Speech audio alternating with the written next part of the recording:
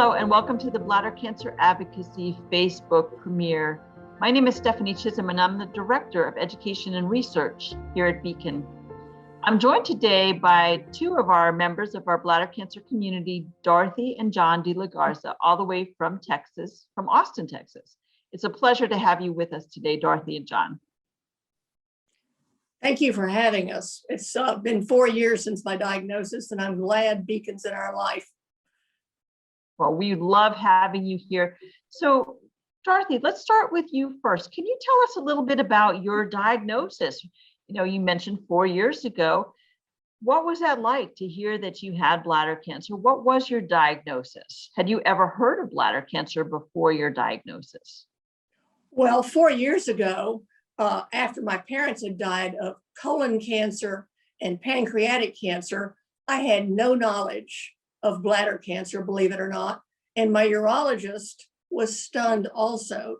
And I think probably it's because women are so late, because so many other conditions mimic or confuse physicians, and they think, oh, it is UTI, oh, it's hematuria, oh, it's menopause, overactive bladder. So I was diagnosed with T2 muscle invasive, and it was a stunner. And I just wished I'd had more preparation. Sure. John, that must have been pretty scary for you as well, as Dorothy was trying to get to having an actual diagnosis. It was a pretty grim situation.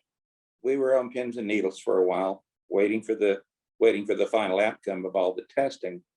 And I, as I tend to do sometimes, I heard it, quickly sort of 50% absorbed it, and then went into what is called my Superman mode, saying, okay, what are we going to do about it? And literally was on the phone within 2 or 3 hours after diagnosis to find an expert who could take us farther.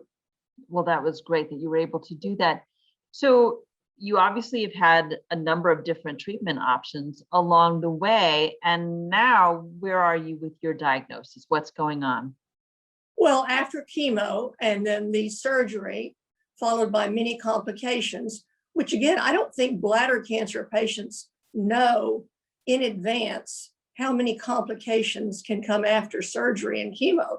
And so we're now on a good path. I have an excellent doctor at UT Dell Medical School, University of Texas Dell Medical School. Here in Austin. And that makes all the difference, because I feel like we're on the path that is up to date, research based, as well as patient oriented.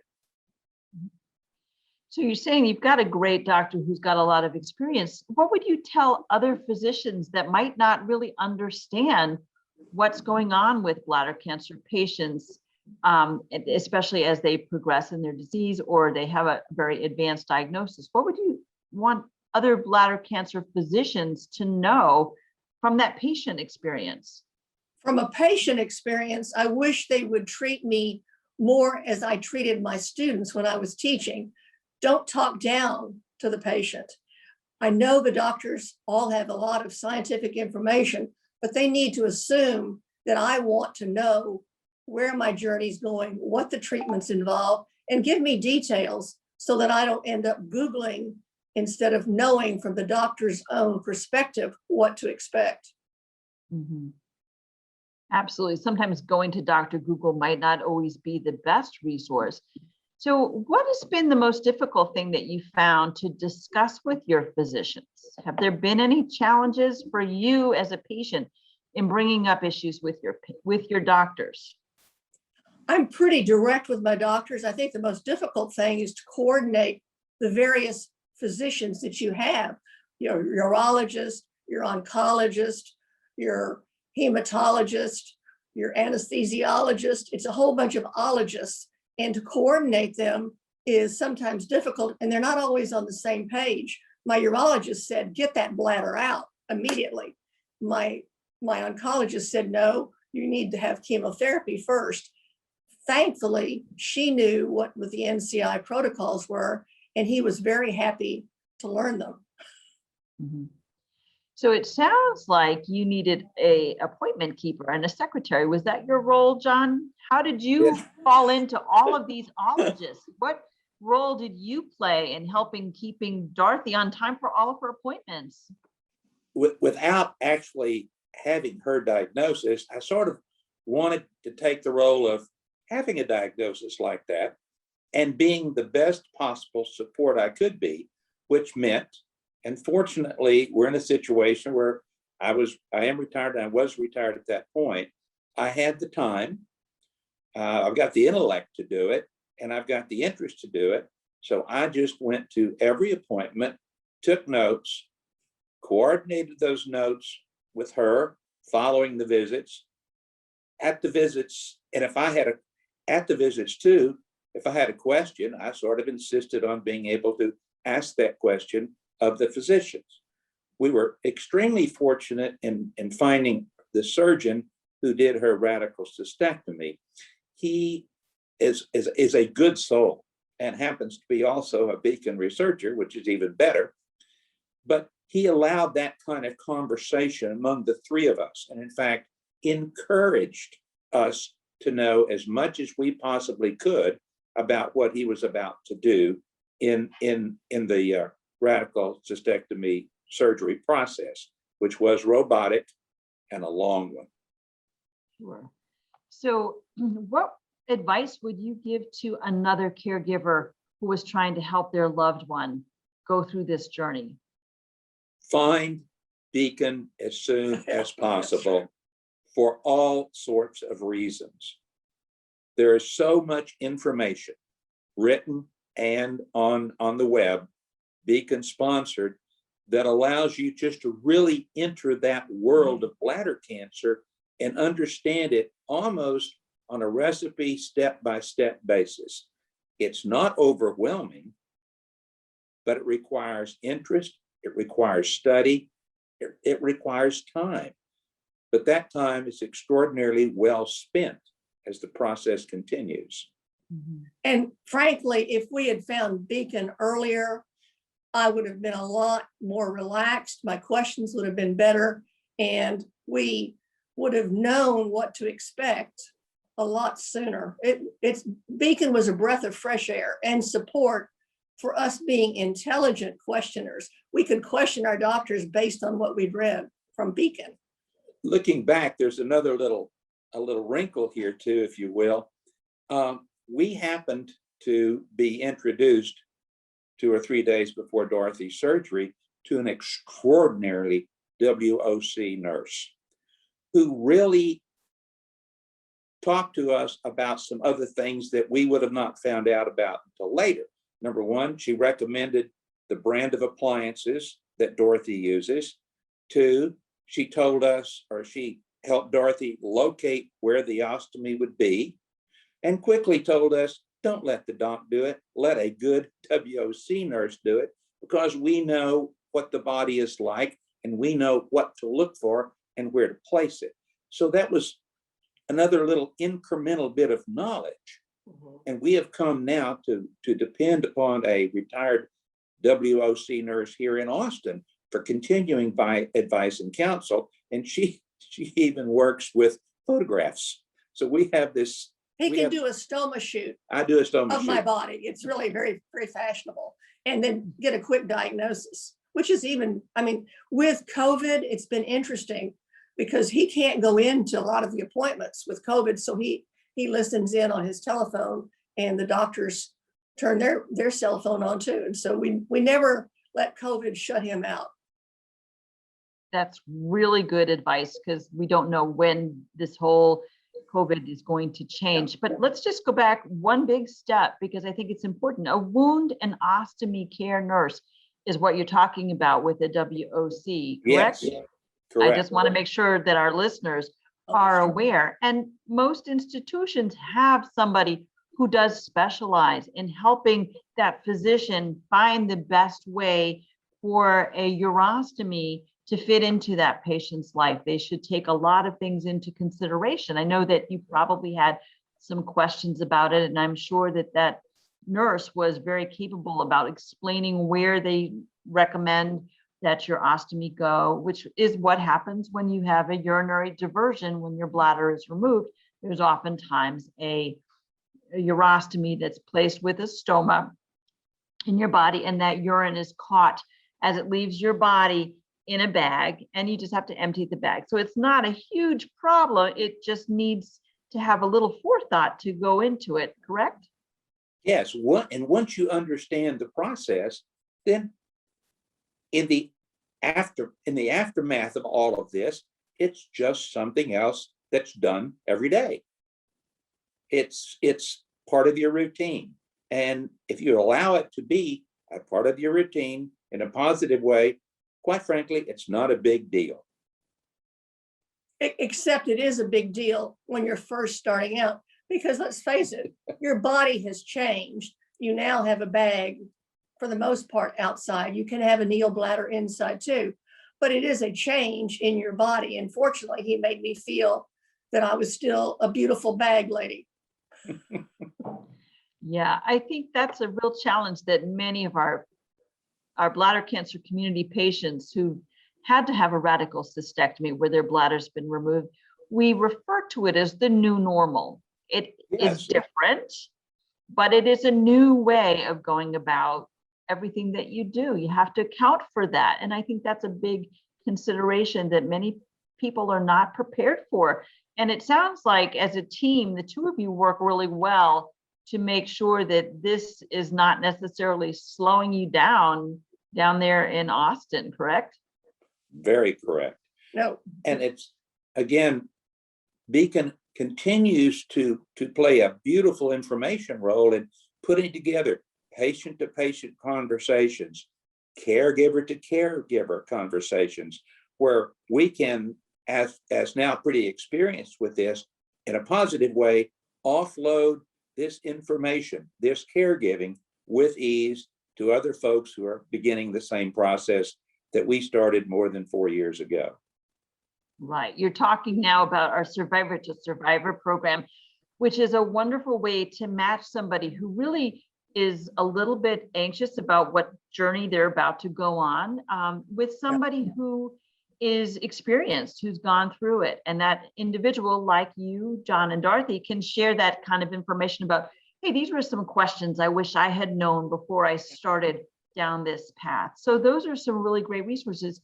And I appreciate that you're mentioning a lot of Beacon resources as being helpful. What are some of the things that you could just share that were really helpful to you that you found with Beacon? I wished my doctor had given me at the diagnosis the Beacon handbook with all of the diagrams, all of the potential protocols, all of the medical knowledge in a handbook.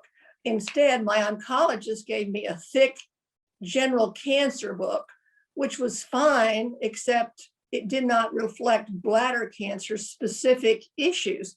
And so I really do wish every doctor, whether it's your general practitioner, urologist, oncologist, had access to what Beacon puts online and prints for the patient to know about not only their body, but all of the various treatments and complications. I think we keep forgetting complications follow.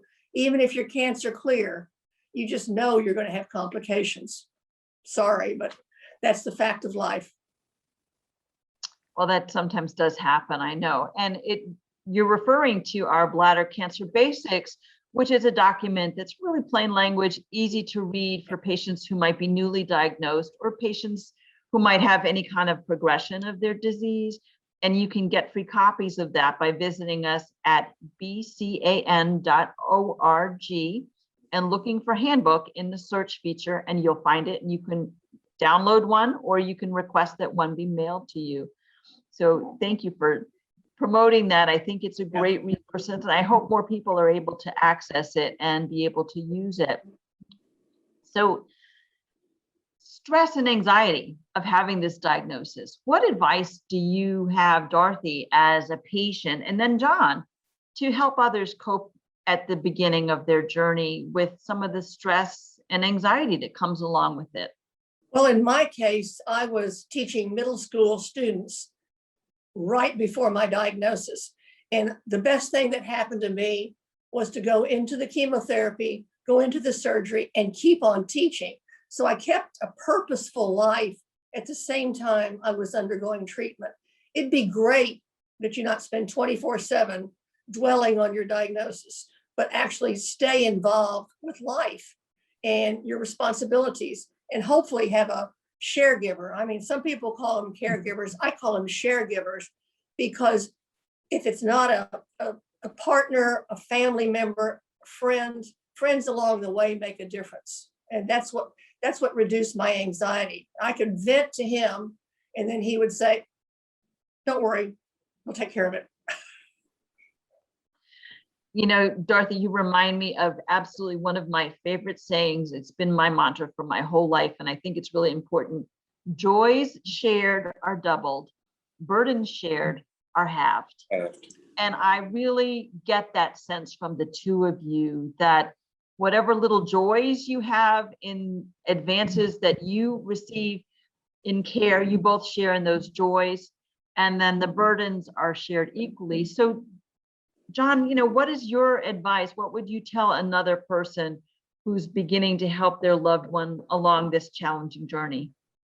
Many years ago, oh gosh, now 50, 56, 57 years ago, when I entered the Air Force, there was a saying, and I suspect it's still used, that your altitude determines your attitude. Attitude is everything, just simply everything. And it's not always easy to keep a good attitude, but the more you try, the more you can be around some folks that will help buoy you up. Keep your attitude good, go into it. It's not just a little wrinkle in life, but it's another wrinkle in life. And life has lots of wrinkles. You just tackle it, you just do it.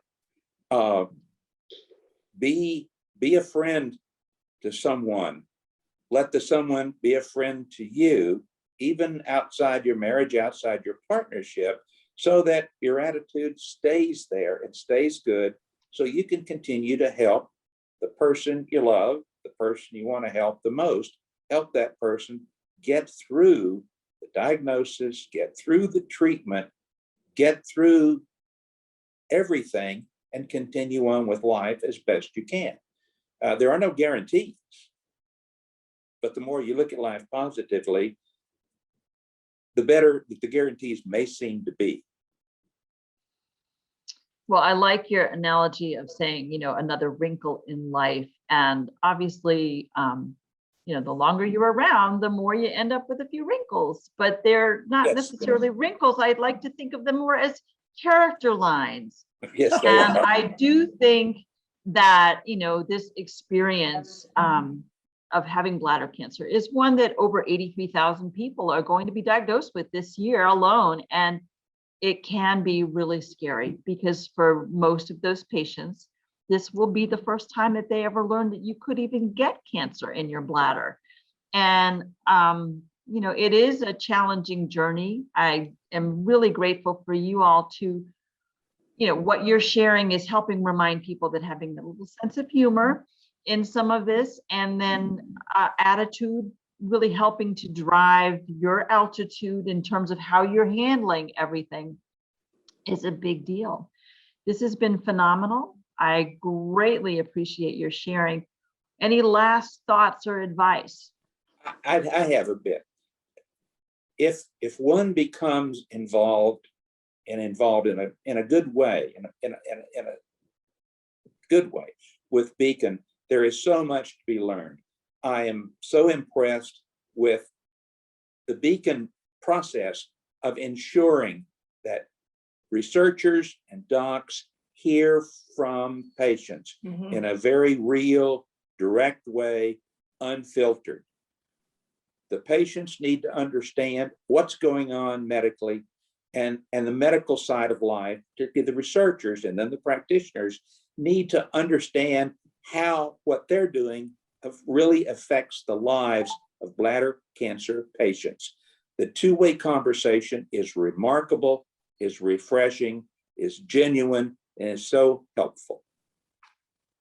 And Thank on a personal note, just during the Beacon Walk this year in May, my 12-year-old granddaughter said, "Grandmother, explain to me why your team that's walking for Beacon is called ATX Bag Lady." And I don't take my grandchildren in to the bathroom with me, and I didn't take her in, but I did explain to her that grandmother no longer urinates the same way she or her brother do, that grandmother has a bag and that she empties her bag, which means that's why I'm the bag lady. And she never said, "Show me your bag." And I didn't, but I feel like after I explained the bladder and the whole kidney and urinary process, that she felt like she was very much grown up about it. It was a wonderful moment explaining bladder cancer to a 12-year-old. I think it puts it in perspective for them because they're curious. Why are we doing all of these things? And to help them understand you better and what you're going through. So thank you for doing that. It's really challenging. I know that for a lot of people, they don't realize that, yes, you can live a very full and active life, even without a bladder. So thank you for conveying that message. I think it's really important.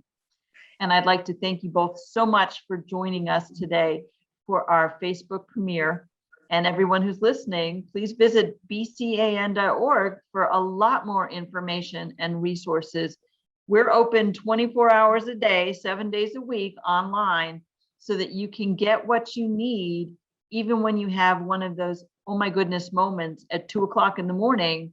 Visit our website. There's probably an answer there. So thank you, Dorothy. Thank you, John. Thank you, Stephanie.